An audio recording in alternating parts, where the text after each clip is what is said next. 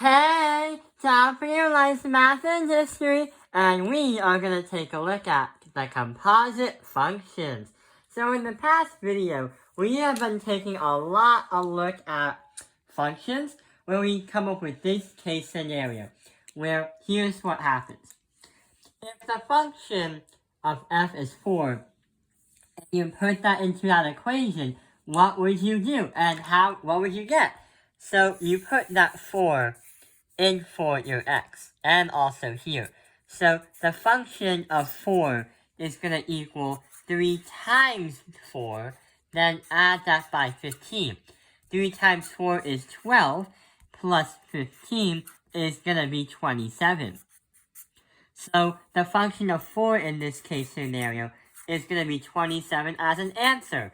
But the problem is, sometimes functions don't like to be just by themselves.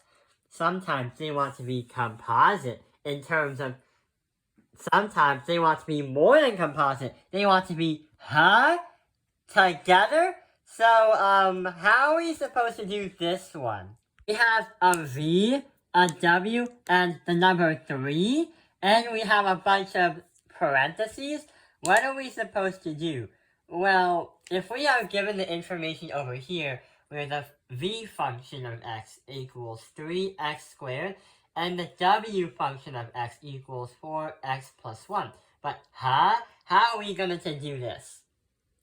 Well, going back to the last problem, you know how we say the function of 4? In this case scenario, we put a function in a function. And since it's during Christmas, I like to do obsessive things where you put a box in a box in a box.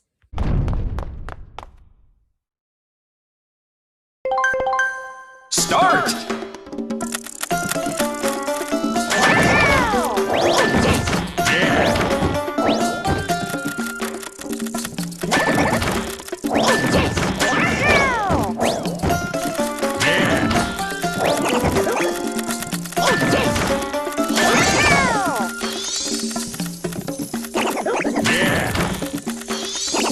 Finish!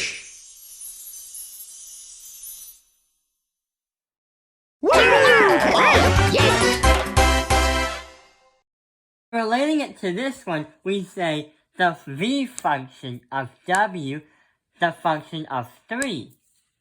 And in order to find out what our answer is going to be, first we have to find the function inside the function, but after that, we will then try to find the function of that function. Here's an example.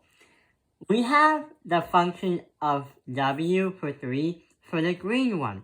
And what we're going to do is try to find what happens if I put 3 into the problem. So what we're going to do is color that green right over here so we understand what's going to happen. So 3 is going to be over here.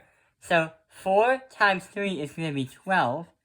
Then we have to add that by 1, and we are going to get 13. So if the green part is going to be 13, then here's what happens, which is left. We still have the function of v, because what we just did is we found the function of w, which gave us 13. But that function is inside another function, which means that we have to now find the function of v. So the function of v is 13. What we have to do is, since it's in the red color, we have to color the upper part red, because we have v of x. So what we're going to do is put 13 right here. So 13 times 13, because that's 13 squared, that is going to be 169. Then we have to add that, times that by 3, and that gives us 507. So overall, this entire thing is going to be 507.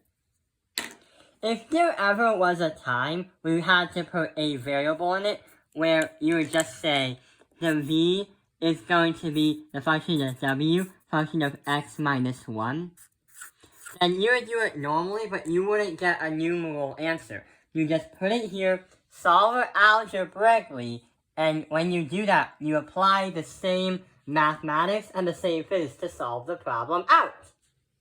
So I hope this video has helped you understand composite functions.